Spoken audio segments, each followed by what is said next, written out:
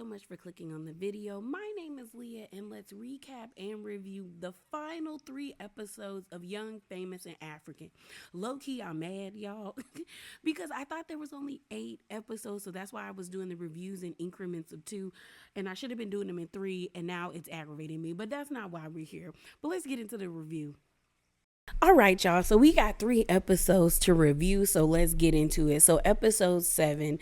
So, let's get the things that weren't that important out the way. We find out that the group is going to Cape Town, South Africa. Connie is the one that decided to put this group trip together because, they ruined Zari's birthday with all that arguing and going carrying on. And she was just like, the group is growing farther and farther apart. And she just wants the group to get back to what they used to be. So Cape Town is gorgeous, by the way. Like, that is going to be on my bucket list, and I will go there before I die one day. Okay, before I go to glory. I was just like, every time they showed the landscape of like the mountains and the ocean and the beach, I was just like, this is gorgeous, just such a gorgeous place. And so they're all there. So Connie and not Connie, Kaylee and Naked. Let's get them out of the way. If Naked and Kaylee come back, I don't want to hear this story about will they, want they. We do not care about y'all's relationship. At this point, Kaylee is stupid and Naked is just he's dragging his feet because he knows he's with a woman who will not force him to take action. Because if I was Kaylee, I think they've been together for almost 3 years. I would leave Naked if marriage is something that I really want with someone. And it doesn't seem like Naked is ready or has taken the actual necessary steps to like heal and really reevaluate why his 2 previous marriages failed. And I don't even say failed, 2 previous marriages ended in divorce, because oftentimes we look at marriage as a fail, and sometimes it's not a fail. Sometimes it's the best thing that could ever happen to both parties, because marriage can be toxic, it can be abusive, it can be isolating, it can be neglectful, and that can affect women and men, and even people who don't classify themselves as that. Like if it's not healthy, ending your marriage then is not a failure, it's a success. And even if you don't have those things and it's just time for you guys to move on, that doesn't make it a failure if you get a divorce. But looking at Naked probably cheated on them women, so he's the one who failed. But he don't want to be with her. We see him meet up with Connie to talk to her about like, hey, how do I reassure Kaylee that I want this for the long haul? Because we see them in this episode go on a date. Mind you, Kaylee was eating that Turkish delight like it was like chocolate, and I'm surprised because every person that I have seen talk about Turkish delight, and even people that I've met from the UK, have always said it's disgusting. That the Lion Witch in the Wardrobe lied to us over here in America, and Turkish delight is disgusting. But Kaylee was eating it, and Naked was trying to eat it too, like it was just like it was chocolate, and I was thrown off by it because I've never had it, so I don't know what it would taste like, but maybe it's good. I don't know. It don't look good. It looked like Jello, and I don't like Jello. I don't like Jello. But he takes her on that date, and Kaylee's pretty much like she wants to know how their relationship is going to move forward. She feels as though that like they're stagnant, and she wants a commitment. She wants to know where their relationship is going. And I'm like, if you always have to ask somebody where your relationship is going, that is your answer, that it's not going anywhere. That it's going where it's supposed to be, which is the place you're in right now. Then Naked saying that doing romance is a tedious task and it's tiring, which is like, then you don't really care about her, because if she's telling you that romance is something that she needs, then you should provide it. Like, the guys that I have met that have been in love or really care about their significant other, doing romantic things for them was something that they enjoy doing. Like, they were like, oh, this is gonna get her, like I'm gonna get her, like she gonna be smiling, like she's gonna be real impressed with me. Like, they did those gestures because they cared about their significant other, but they also wanted to impress them. So the fact that he is constantly complaining about doing things for her that she asked for is Kaylee's answer that he really don't care about you like that, bro. So then he meets up with Connie, and Connie tells him to do this trailer proposal. Naked is a dummy, because I ain't never heard a trailer proposal where you pretty much profess your love like it's like a mock proposal. You mock proposal to me, I'm punching you in the throat. I'm gonna punch you in the throat, and then I'm gonna knee you so hard in your nuts that you choke on you choke on your stuff. You choke on it, because don't play with my emotions and my feelings like that. punch to the throat, bro.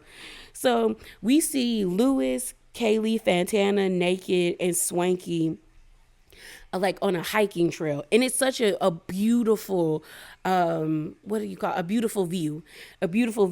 Swanky is being like, oh, this is such a perfect place for y'all to like for a proposal, like this is wonderful. Naked, get on one knee, and like he's hyping up the moment. So Kaylee is not taking it seriously, but she is taking it seriously.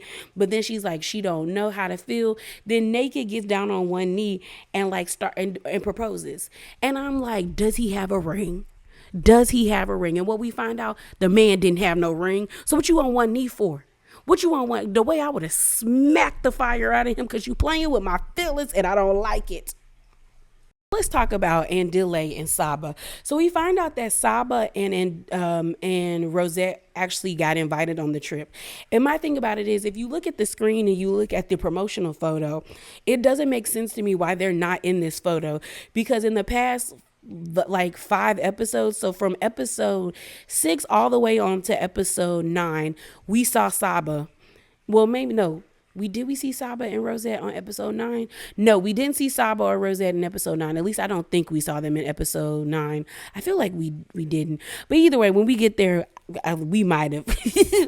It's a lot of episodes going on, but they were in this season. So why are they not in the promotional photo? Why is Bonang in the front? Bonang need to be in the corner the same way Fantana and Lewis was, because she left. Come on now. But we see Andile and Saba meet up, and pretty much like I said in my last review, Andile is getting old and he's scared of dying old and alone. So now he's thinking about circling the block and going back into his old relationships to see is like that is where his heart is, or that is where his the love of his life will be. And it's not. You got Saba and Andile being very flirtatious with each other. He pretty much, Saba tells him, I want all or nothing. Like, don't give me half of you, give me all of you. He's kind of shocked that like she's being very upfront, because I guess she's normally like not like that. And the weird thing about it is she's trying to act like she's telling Andile like not to be so forward with her and not be flirting with her. But you can't tell somebody don't flirt with me, but you are actively flirting with them. Y'all both are giving each other mixed signals, and it's your fault that you allowed him back into your life when you know he's full of it, girl. You done had like a kid with him, maybe 2 kids with him. You know he play games. You stop playing with your heart. Stop it. So the last thing we're going to talk about is Lewis versus Swanky. So in the beginning of this episode, we had everybody finally making it to Cape Town. We have this scene where we have Lewis, Nadia, Zari, Fantana, Naked, Kaylee, and Connie. And pretty much everyone's meeting up and just like, checking in on everyone before they start actually, doing all the things that they want to do in Cape Town together.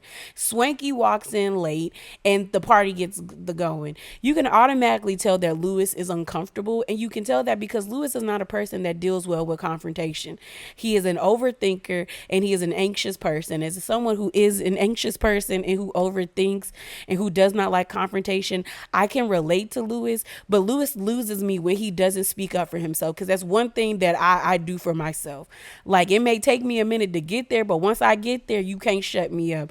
So if I feel like you're trying to embarrass me or trying to demean me, I'm gonna check you. I'm going to check you. And Lewis needs to start doing that. So Swanky comes in and he gives Lewis a gift. And I was so glad that Nadia pointed out, like, an Adidas bag. We have never seen Swanky wear Adidas. We've never seen him have on, like, wear shoes, a t-shirt, sneakers, pants, even a hat or shades that say Adidas. So the fact that he gave Lewis this Adidas bag, and Lewis is sitting there thinking that, like, oh, this is a gesture in, like, good faith, and everyone else is like, oh yeah, he's being nice, but Nadia and me are on the same page. Because here's my thing. Lewis is uncomfortable around Swanky because he does not know what he's going to get with Swanky. The moment Swanky walked into the party, Lewis was already thinking of like overthinking the situation and trying to prepare himself for whatever Swanky had for him, because Lewis' eyes started darting back and forth and his body language shifted. So I think Lewis was like, caught off guard when Swanky gave him the gift. So he was like, oh, this isn't going to be an argument. We're going to be good to go. But then when Lewis actually opens up the bag and looks at the gift, it is a t-shirt with an iron on words on the back of it that says 78 persons in you, be real. And everyone's like, it's lame. And it was lame. Like, I don't understand why Swanky is pressed. And the crazy thing is, if Swanky is pressed because of Bonang, you look stupid, because I was watching Nikki Star Tutorials a review, and y'all know I enjoy her content, so check her out. She did a review on Young, Famous, and African, and in her review, she posted a screenshot that I guess she got from like one of the blog pages that talks about Young and African, where Bonang really was supposed to host the event that Lewis was talking about, because it was a screenshot of an IG post where it was Bonang promoting the actual event in 2016. So Bonang looks crazy, because you were lashing out and being very nasty towards this man, and he deserved an apology, and you actually was really a part of the event that he said that he hosted, like he asked you to host. So you look crazy. So Swanky looks crazy trying to defend her. If Swanky is trying to be nasty to Lewis about the whole surrogacy situation, Zari isn't even mad about it. Zari is like sitting next to Lewis. She talks to him. She's not even pressed. So why are you pressed? Like, you just want to beat up on somebody because you have unresolved issues with how you're feeling about Annie, and you can't take it out on anybody else. You're just lashing out, and it's annoying. It's annoying. So we then have this scene of Andale, Rosette, Fantana, and Lewis. And Lewis is just happy to be amongst people that he don't think is going to yell at him. While they're at this dinner, Fantana just showed how much of a follower and how simple-minded she is, because even when the shirt situation happened, she thought it was a key. She didn't even think it was, like, she thought it was petty and she thought it was funny. But as she's sitting down at this table with Andale, Rosette, and Lewis basically asks Fantana, like, why would you believe all these negative things about me if we're supposed to be friends? And Andale was like, yeah, if you're supposed to be his friend, why are you believing this stuff? And all she could say was like, well, everyone else was saying that it was true, so it had to be true. And they're like, well, so you couldn't come speak to him on your own? And she didn't really have nothing to say about it. Fantana is just young, stupid, and simple. Like, she's just stupid and simple-minded. And it's like, for you to be 25 or 26, you should have enough sense by now. And clearly you don't. Clearly you don't. So we then see, we have that situation. We then see this really, like, it was a sad, but like, it was a scene that needed to be had, where Andile and Lewis actually have a conversation about Lewis's backstory. So we find out that Lewis got excommunicated from his church 7 years ago. So when he was 23, I guess they found out that he had sex in his parents' house around the age of 21, and they excommunicated him. I guess in his village, it is a very like small village or a very small town that is very heavily into the church scene where he's at. And so where they're at, when you get excommunicated from the church, everybody is supposed to stop communicating with you if they are a part of the church. So Lewis lost everything. He lost his friends, he lost his family. And it, like, Andile started to put the pieces together. The reason why Lewis is so awkward and trying so hard to be liked by everybody is because he wants to be a part of this group, because he doesn't have that. The reason why he wants to have a baby or do surrogacy is because he wants to build the family that he lost. He even explains about how the surrogacy thing got out of control because Connie pretty much has been spreading misinformation. She misunderstood what Lewis meant, even though Lewis was being weird about this whole surrogacy thing, because you were in the confessionals talking about maybe we can use Zari's egg and my sperm, and that's weird. That is a weird thing to say. think it but don't say it, especially not on like video, bro. So yes, y'all can be mad at Connie, but Lewis was still being weird. So I feel like people were gonna take it weird either way. If he really was interested in doing the whole surrogacy thing, he should have gotten the courage to go speak to Zari, and really talk to her about it. But I do think the conversation that him and Andile had was really nice, because the words that Andile said to him about like one day the people that turn their backs on you would be so enamored and impressed by the way that you have changed, and made your life better. And I don't know if Andile really meant those words, but I hope it helped Lewis in a way. So we then have the last scene of the episode where well, not that episode, but the second to last scene of the episode where everybody gets on this boat ride, and Connie is hoping that the drama with Swanky is gonna be okay, like it's gonna be over.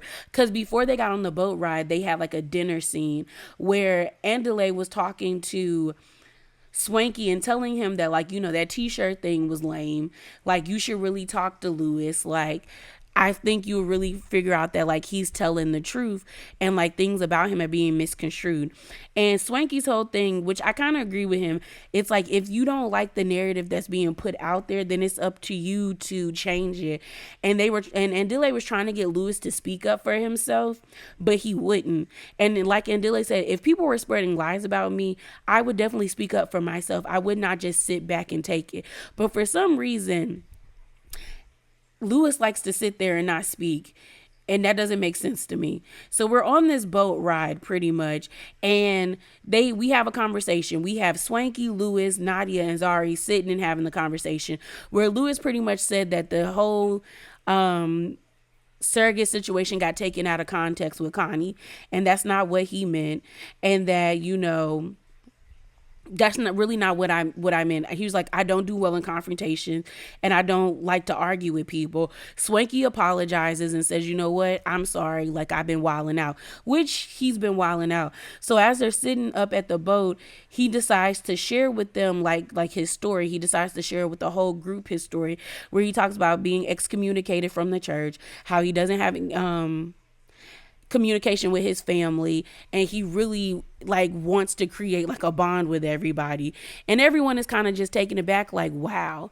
Like, and Zari even says, like, you never know what people are going through, so we do need to treat each other with kindness. Swanky is like, I could never not talk to my parents. So everyone cheers, because they seem like they really truly understand Lewis a lot better, and they're willing to give him more chances and the benefit of the doubt now that he has shared this part of his story with them. So let's move on to episode 8. All right, so we're going to do this episode the same way. So let's talk about DJ, Naked, and Kaylee. So the episode actually opens up with them, where it's the proposal, the trailer proposal. And we find out in this episode that it is like confirmed that Naked didn't even have a ring. So they seem to be back in Johannesburg, and we see Annie, Andile, Seba, and Kaylee meet up, and Kaylee is like, she just wants to pick their brains to figure out like what's going on with like, am I tripping about this proposal? And they pretty much are like, no. Annie is the one making the most sense, where Annie was like, he didn't give you a ring, and she's like, no. So then Annie's like, then they're not engaged, because what is you getting on one knee for without no ring? And I'm like, yeah. Yeah. And my thing about it is, at this point, I don't even feel bad for Kaylee. Like, season 1, I felt bad for her, because I really did feel like she was like naive, or like just getting played. But at this point, you're getting played. You've been with this man for almost like 3 or 4 years. If he's not going to commit to you, and commitment and marriage and having certain things in your life is what you want, then you got to cut him loose and go on about your day. Going about your day, going about your way, and find somebody that will give you those things, or wants those things. Because it's weird to me that you're sitting here, like the fact that you're sitting here having to like deconstruct your proposal lets me know that like that would be a sign for me that this isn't something I need to be in.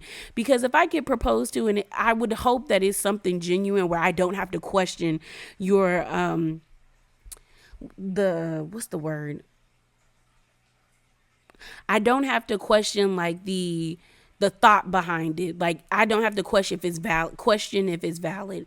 So we then have a scene with Naked and Kaylee like at the house, and they get into an argument about the trailer proposal. And pretty much Kaylee is like, no one ever does trailer proposals. And Naked is trying to argue that people do trailer proposals, but it's like, no, they don't. People don't do that.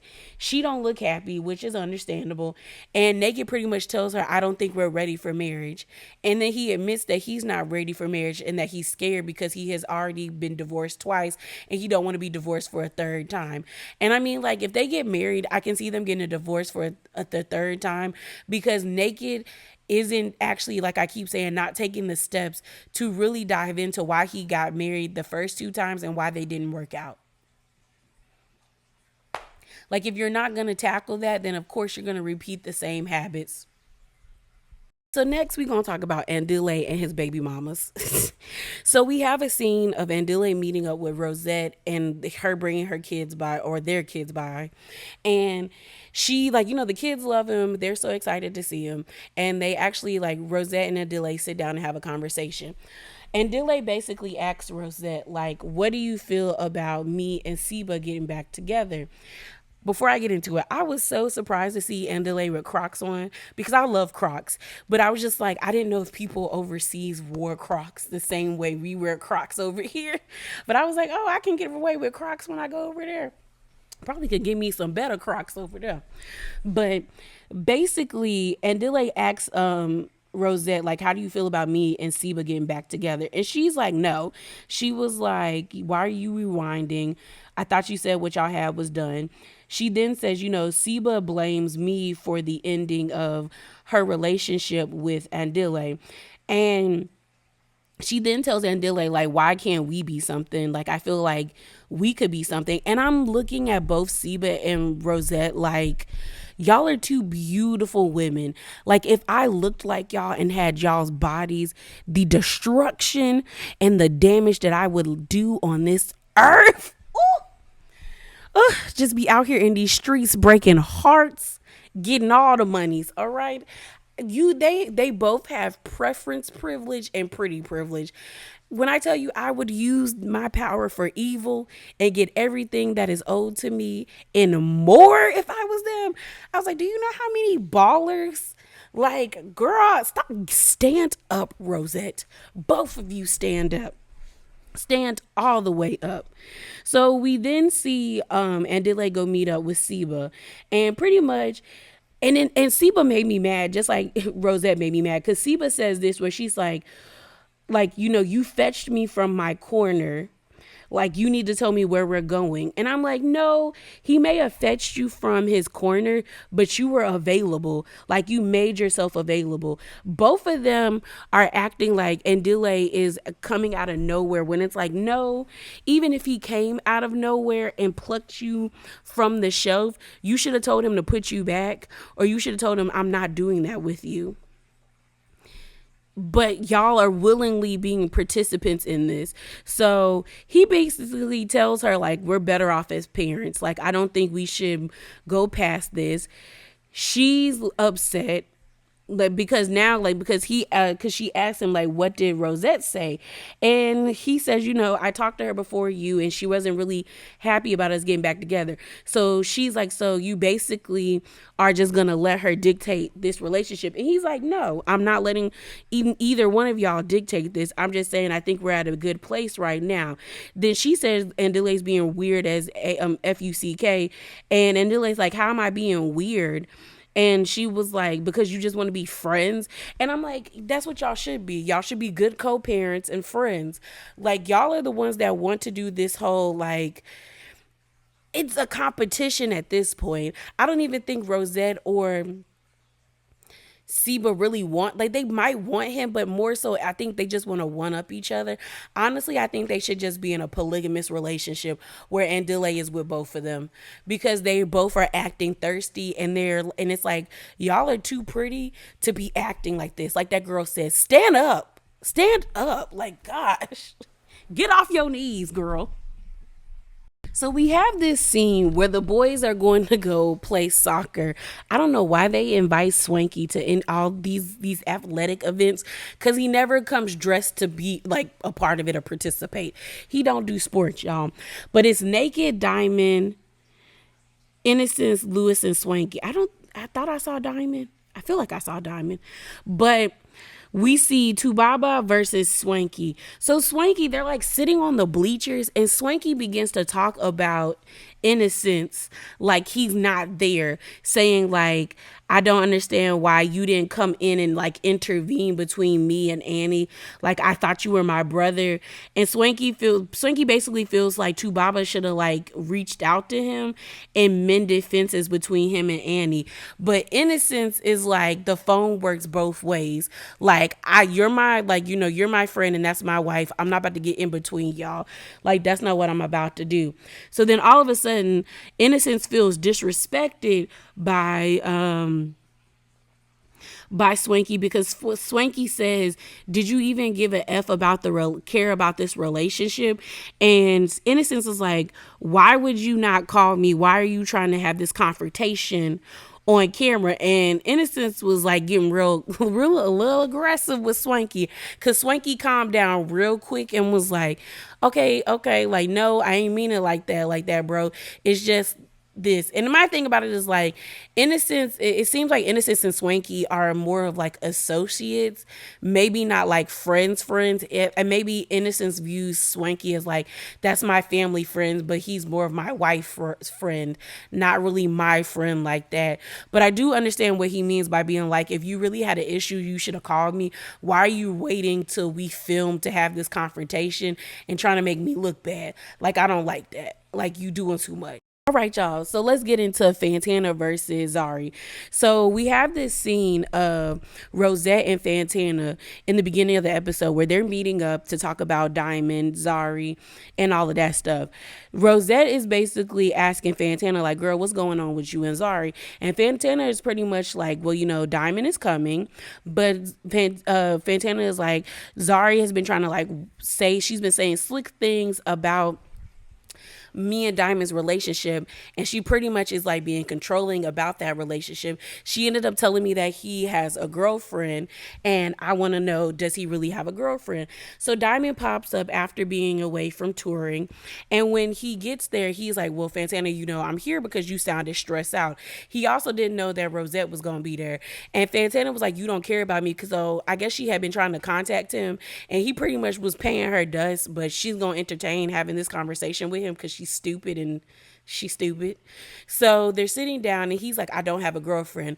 But then in the confessional, Rosette is like, because in the confessional, Rosette is like, he definitely has a girlfriend because she's all over his social media.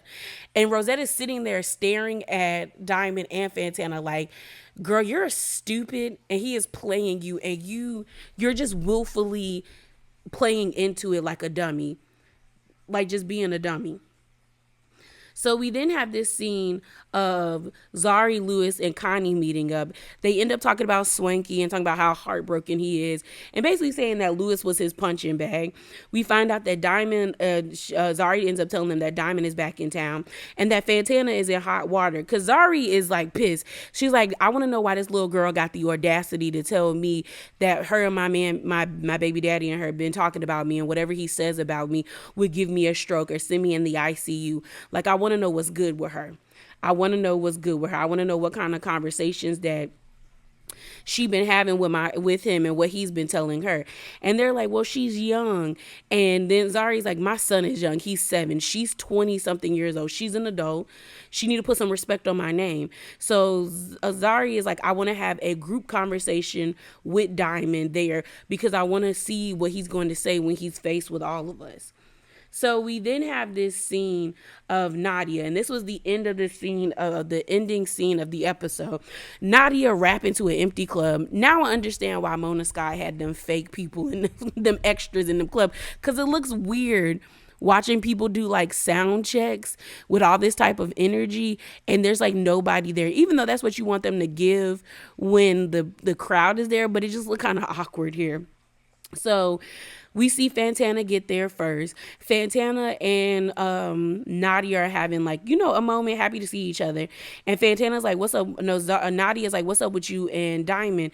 And she's like, well, I talked to Diamond. He says he doesn't have a girlfriend. Nadia's like, he's lying because it's all over the blogs. And she tells Fantana to her face something that Rosette didn't do. She's like, he's lying. It's all over the blogs. And then her response to that, Fantana's response to that as well, he said he ain't got no girlfriend. So if he not claiming you, then you not his girlfriend. You're a dummy. So then we see Seba, Kaylee, Connie, and Annie get there. I'm shocked to see Annie. I don't know what she got on with these these long poetic justice box braids and these shorts with these. She looked a mess. So everyone is surprised to see Annie. Connie is giving Annie the cold shoulder because Connie is like, I'm doing what Annie has done to me. I'm loving her from a distance because Annie feels like there's coldness between them. But Connie's like, you haven't contacted me. And Annie's like, the phone works both ways. Then Zari comes up there half naked, girl, half naked. And next thing you know, they get into it because Annie's like, what's up with like the vibe here? And, we find out that Diamond, like Zari blurts out that, Fantana and Diamond are a couple now. And Annie's like, what? Because she's shocked. So then they start to arguing. And I'm telling you, they got the arguing. Like, Fantana is calling Zari an old bitter bitch. She's saying that like you had 2 babies for him and you didn't keep him. She's like, you're obsessed. She's a cougar. You're an old hag. Like, she is going in. She's talking about Zari's wig is dry. And all Zari is doing is sitting there talking about Fantana. But what you gonna do about it? What you gonna do about it, you young slut? When I don't know why Zari calling her a young slut kept having me chuckle, because Zari is sitting there. Now, Fantana did get Zari about the dry wigs, but then you got Fantana talking about, you're not a billionaire, I'm a millionaire. They're going back. Everyone's kind of like shocked at how nasty Fantana is getting, and even how nasty Zari is getting, because Zari is just sitting there unfazed. Fantana gets up like she on Love and Hip Hop, like she about to like shake the table and like rearrange wigs. But Nadia gets up and tells Fantana to sit down and pretty much tells her like, girl, this all Diamond's fault. Why are you this active about this? But it ends there with them calling one an old bitter bitch, and another one calling the other one a young slut. So let's talk about episode 9. So the only thing we're going to talk about in this one is Swanky versus Annie, and then Fantana versus Zari. So Fantana versus Zari is still going. The episode opens up and they still arguing. Fantana is losing her mind. She going off. Nadia pretty much telling them that Diamond is the cause of all of this. Connie is kind of just taken aback at how nasty and how gutter it got with Fantana. So she's like, I can't. So then they have like a meetup where it's Swanky, Diamond, Zari, Fantana, and Connie, because Connie's like, you know what? Y'all need to all meet up to actually have a conversation and be face to face. So Swanky and Zari talk, and Zari is telling Swanky all the crazy things that Fantana said to her. And Swanky is like, whoa, I can't believe she said that. So I really need to talk to Fantana. So Fantana sits down with Connie at the dinner table, and Connie gets nervous because Fantana is really like hostile right now. Fantana don't want to be around Zari. Zari has the same feelings, but Zari is old enough to be like, we're filming this TV show, so I'm obligated to sit down and have this conversation with you. Fantana's like, no. So next thing you know, they sitting at the table. They both saying F you to each other. It's getting real nasty. Like, Swanky is taken aback by how nasty it gets. Diamond shows up confused. I mean, real confused, because he don't know what he walking into it. Fantana gets uncomfortable because she's like playing with her phone because she getting played. So Diamond's in the hot seat, keeps calling Zari Mama T because he knows he about to get ate up. Because Zari is like, where did this little girl get the audacity to ever think she could say to me that you be pillow talking and you spreading my business? And you always know when someone that's young is losing an argument, they always revert to calling someone old and like a hag, or like you're arguing with a young person and you're old enough to be my mama and all this stuff. Cause that's what Fantana reduced this argument to, where she was like, I'm arguing with aunties and uncles. No, you're the one who's been mad aggressive. Fantana starts to like be like she about to leave, and Connie's like, girl, we don't leave. And you could tell that she wanted to cry because she was getting played, because she starts playing on the phone, not trying to like ease the uncomfortableness of this situation. Diamond starts talking, but he basically left her out to dry. When Connie said this in her confessional, men will leave you in the desert without water, I said she better preach, because that's what Diamond did to Fantana. Fantana got bold because she thought she was bold enough or close enough to Diamond to run her mouth like that. But like Connie said on episode 8, you don't give tea to temporary people about your permanent people. And Zari is a permanent person because she is the mother of Diamond's kids. So they're always going to have some type of relationship where they keep it at least cordial enough where their kids can still be able to see each other. So Fantana thinking she has any room to speak, she made herself look stupid. She made herself look stupid. She made herself look, honestly, Fantana gives a girl who couldn't make it in America, so she went over to Africa. And I'm not saying it's not hard to make it in Africa, but we're not going to act like people don't fetishize like Americanism. Is that even a word?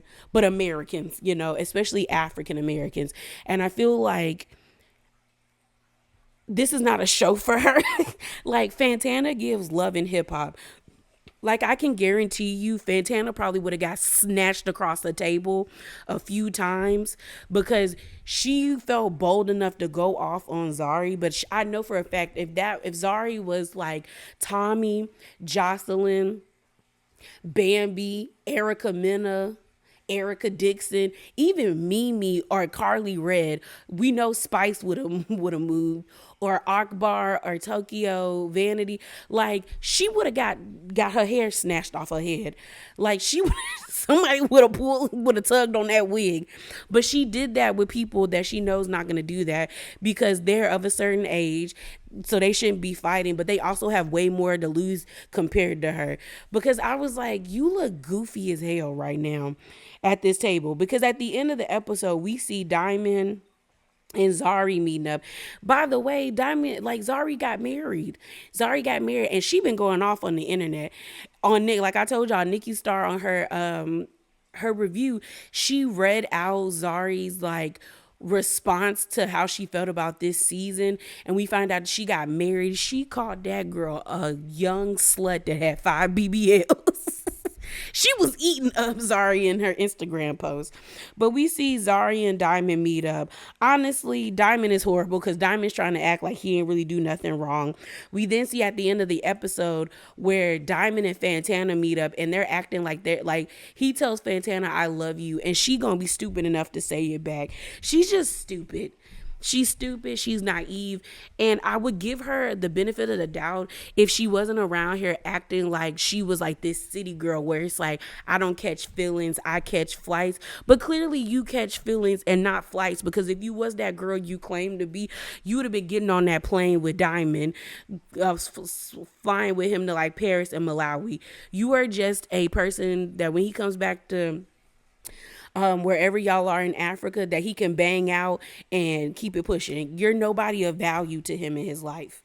And you played yourself this entire season by wanting to have an issue with Zari. And I don't even like Zari, but I had to give her credit. Like, girl, you have an issue with me. She only had an issue with you when you started running your mouth, Fantana, talking about the things that I would tell you, like whatever I would tell you that Diamond has told me, it would give you a stroke. You said that thinking it was cute, and then you got egg on your face when that man sat in front of you with his baby mama beside you and made you look like a fool, and you ran back to him thinking that you were something special when you're not.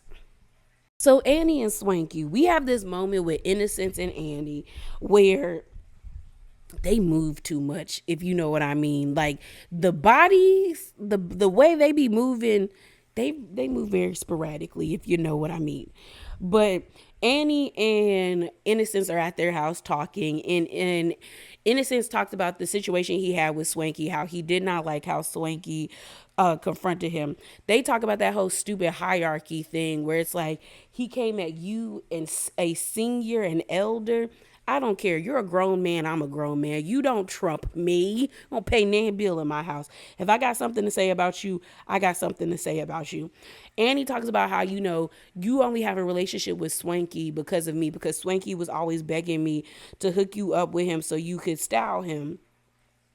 So I'm gonna have to clear the air with him. We then see Andile meet up with Swanky, where Andile is trying to convince Swanky to have a conversation with Annie. And I didn't think it was cool of him to try to show him videos to like emotionally manipulate him to get him to be like, you guys used to be friends. But you can tell that how Swanky feels is very serious. Like when Swanky takes off his glasses, he getting serious. So when he was sitting on that couch with Andile, he basically told Andile, like, if she can't be real with me, if she can't genuinely apologize to me, and he had his glasses off, then I don't want any friendship with him, because that's not it, bro. That's not it. I want her to be honest. So we finally have their sit down. Girl, they're sitting down. They're at this like sushi restaurant.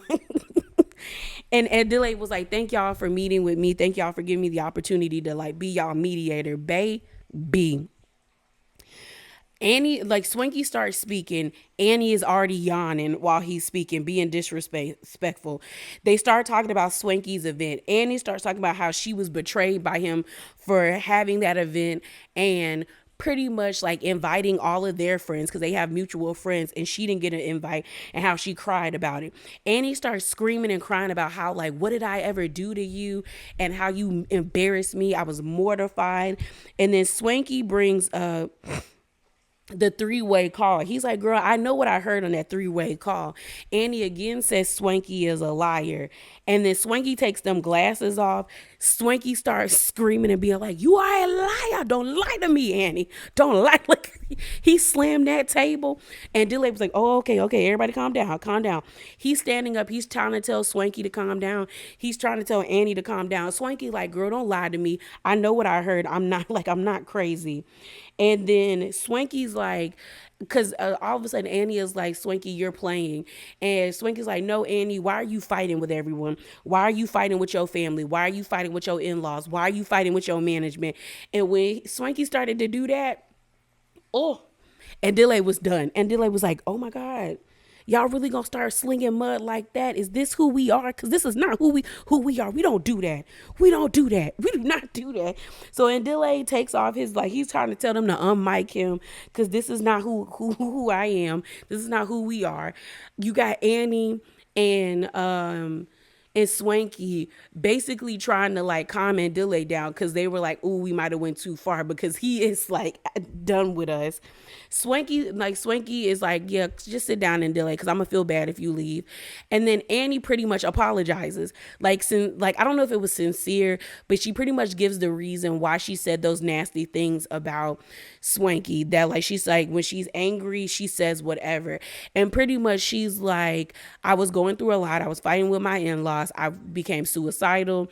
It was like so much going on around me, all the scandals coming out, that I really felt like you distanced yourself from me well before all of this stuff, like before the event happened, that I just felt like, you know what, he's no longer my friend anymore. So that is why I said those things. I don't know if that was a sincere apology, because you're giving a reason why you said it when you shouldn't have said it anyway. Like, if he was supposed to be your boy or your friend, you should have been able to call him up and be like, hey, like, do we have issues? Like, what's going on?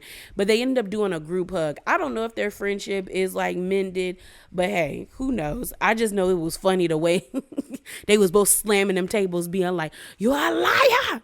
You're a liar.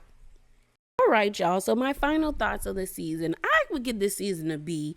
It wasn't as good as it was the first time, but what I will say is I need them to work on threading storylines. Like, what was the purpose of mentioning that Bonang and Nadia weren't cool if they weren't gonna flesh out why their friendship ended?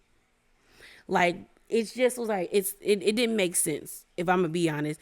Like, and like I said, I thought it was lame for her to leave the show because she made a fool of herself. I don't mind if Fantana or Lewis comes back. If Fantana comes back, I'm gonna need her to grow a mind of her own and actually use her brain and critically think about the things and the choices she is making. With Lewis, I need him to grow a backbone. You signed up for a show that is known for arguments and fights and things of that nature. You need to learn how to advocate for yourself. You are no longer a young little boy or a young man. You're 30. Like, start speaking up for yourself. I hope the Diamond and Zuri storyline is over now that we know she's married. And, maybe we'll see her husband, or maybe she might leave the show or move on to other things. I don't mind if Nadia or Connie or Swanky or Annie comes back. I'm kind of over Annie's whole story about her broken marriage. I don't care anymore at this point. And with Naked and Kaylee, I don't care. I really don't care about them. And Delay and his baby mamas, I feel like we probably will never see Rosette or Saba ever again because they were just there to fill in the void of Bonang. But it was nice to get more about Delay's life, I guess. But yeah, that's all my thoughts, you guys. Thank you for listening and commenting below. I appreciate it, and I enjoyed reading the comments. So remember to be bravely authentic and subscribe and hop down in them comments below. Deuces.